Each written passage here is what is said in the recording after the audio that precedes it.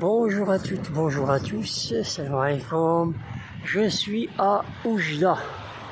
Oujda est la ville frontalière qui se trouve entre le Maroc et l'Algérie et qui, bien sûr, son histoire elle est très riche à cause surtout des deux royaumes de Fès et le royaume de Tlemcen.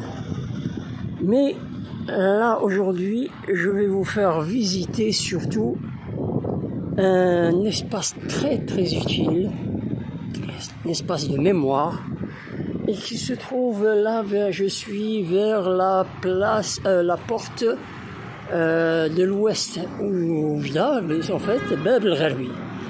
فضاء الذاكرة التاريخية للمقاومة والتحرير بوجدة. Et là, la porte Bab el-Gharbi, on la voit au bout. Donc, la porte Bab el-Gharbi et l'espace de mémoire est là. Là-bas, c'est l'école sidésienne. Vous voyez, la construction, elle est ancienne, qui date. Le lieu, c'est juste en face de l'école de sidésienne. Ceux qui connaissent, sidésienne, c'est la première école construite au Maroc. Donc, voilà, elle a été, regardez, construite en 1907. Alors là, c'est magnifique en fait. On retrouve nos familles, les noms de famille de plusieurs familles qu'on connaisse sur la ville d'Oujda. C'est un peu les noms des résistants. Voilà. صور قدماء المقاومين وأعضاء جيش التحرير المنتمين لعمالة وجدة إنقاذ. Ça c'est en arabe. Et ils sont nombreux, hein, Inch'Allah. Donc comme je vous ai dit, ici il faut venir pour trouver son nom.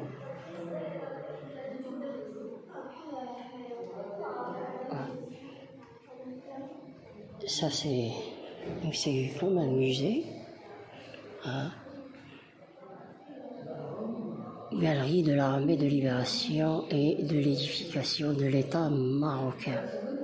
Donc là, quelques souvenirs. Par exemple, ça c'est une photo du défunt roi Mohamed V, qui date de 55. À la place de 20 août 55.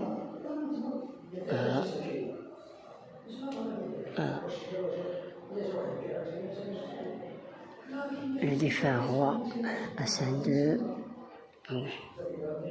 Ça c'est un nom très connu, Zarqtouni. Il y a tout un boulevard à Oujda qui s'appelle Zarqtouni, donc c'est un résistant. Des noms pour ceux qui connaissent la ville d'Oujda. Ouais. Ça c'est très important ce que vous voyez là. Cette tenue, elle était aussi utilisée par les résistants de l'armée algérienne qui étaient installés ici même entre Oujda, Berkane, Nador.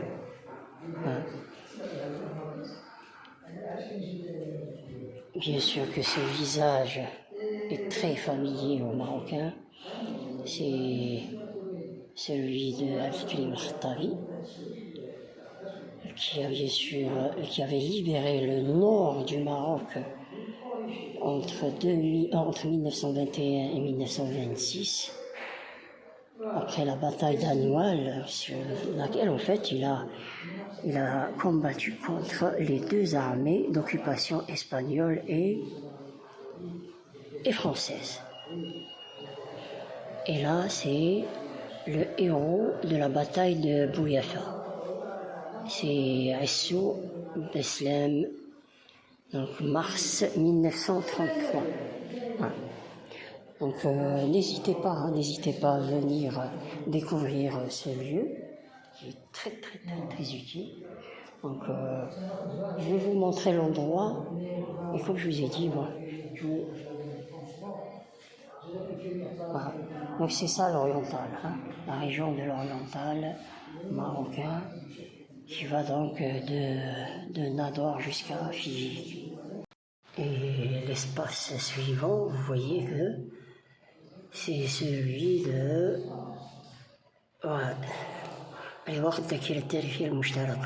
c'est un espace commun marocain et algérien. Donc en fait, d'une certaine manière, les Algériens d'Oujda, comme par exemple le fameux Aziz Bouteflika qui est né à Oujda. Donc là, on a Chadli, la résistance algérienne qui était accueillie par Hassan II.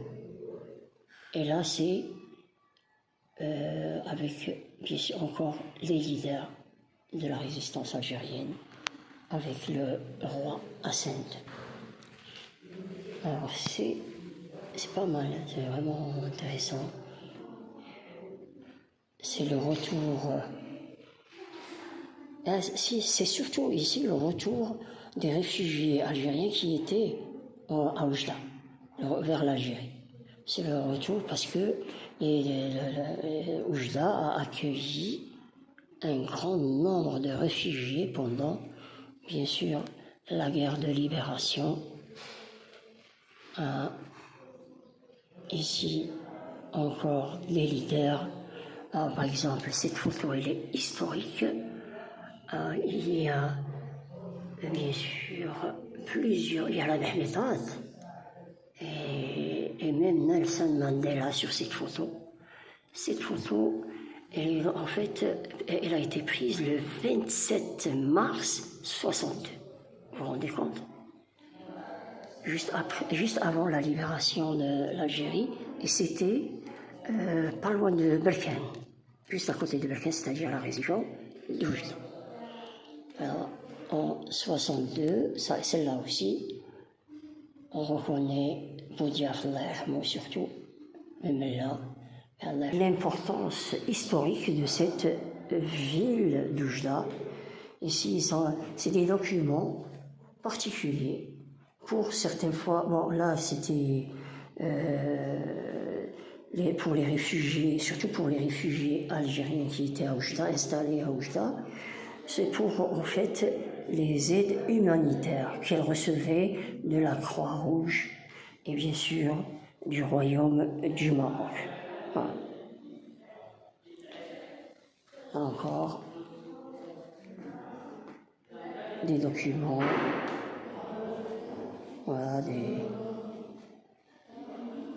Voilà, c'est ce que je vous ai dit tout à l'heure. Le Maroc, il a été exclu par la FIFA à cause, bien sûr, d'un match qu'il avait joué contre les Algériens, qui n'avaient pas encore leur indépendance. Mais le Maroc, il avait été clair et soutenait la libération de l'Algérie. Ça c'est tous les sultans du royaume chérifien. Donc celui-là c'est par exemple Moulay Abdallah Ibn Ismail. Vous avez tous les sultans du royaume chérifien. Vous pouvez les découvrir donc dans ce lieu.